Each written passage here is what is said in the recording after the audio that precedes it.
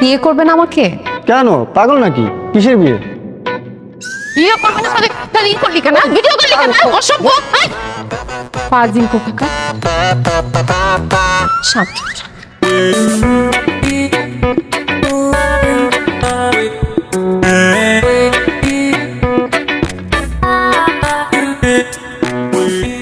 এই যে অল্প বয়সে বাবা হয়ে যাওয়া ছেলেটা, কেমন আছেন? এই আপনি বিয়ে পাগলিটা না? এভাবে পাবলিক প্লেসে বিয়ে পাগলি বলছেন? কেন ভুল বলছি কিছু? একটা মিনিট।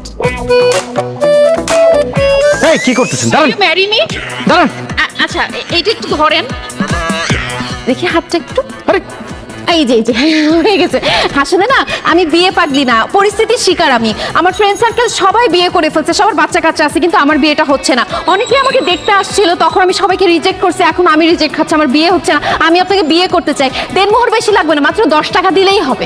এই আপনার কি নিজেকে শয়তানের নিঃশ্বাস মনে হয় যে আপনি যেটা বলবেন আমি সেটাই করব? আপনাকে বিয়ে করব কোন দুঃখে? ধর এনেন। কোনো দুঃখে না, নিজের স্বার্থে বিয়ে করেন।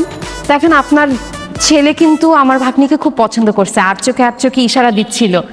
যদিও আমার দুলাভাই বিয়েতে মানা করে দিচ্ছে, কিন্তু আপনার আমার বিয়েটা হয়ে যাওয়ার পর আমরা দুজন মিলে ওদের বিয়েটা দিয়ে দিব।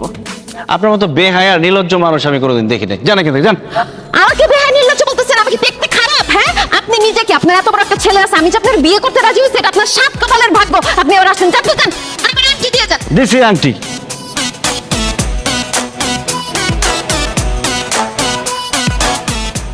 ওহো, কি করলাম আমি এটা?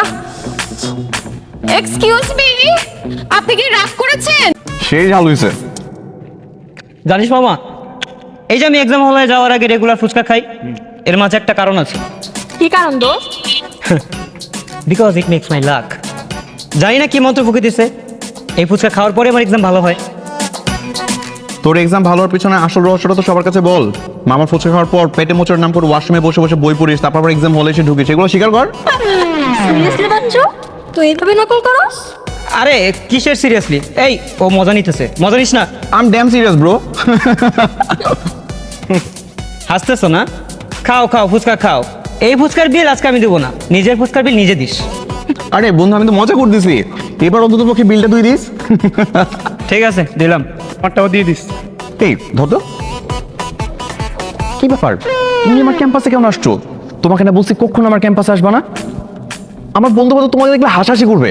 আরে বলো, পরীক্ষা যে দিবি, অ্যাডমিট কার্ড মোবাইল সব রেখে আসছিস। হ্যাঁ শোন, আগে প্রশ্নপত্র পড়বি, যে প্রশ্নটা ভালো করে পারবি সেটা আগে লিখবি, ঠিক আছে? হ্যাঁ ঠিক আছে, মনে আছে। যাও যাও যাও যাও যাও যাও। হে ব্রো, ফুচকা চলবে নাকি? না না থ্যাংক ইউ, তোমরা খাও। তুমি এখন যাও, যাও তো, যাও যাও যাও যাও যাও। জি স্যার, এই হ্যান্ডসাম গাইটা কে রে? পরিচয় করে দিস না। আমি ওর বাবা। আমার বাবার বন্ধু, আমার আমার মানে বাবার ভাই, আমার চাচু, আমার আঙ্কেল। আঙ্কেল যাও। ও হাই, আমি মাহি। পুরা ক্রাশ খেয়ে গেছি রে, এখন থেকে আমাকে আগে বলে রাখ।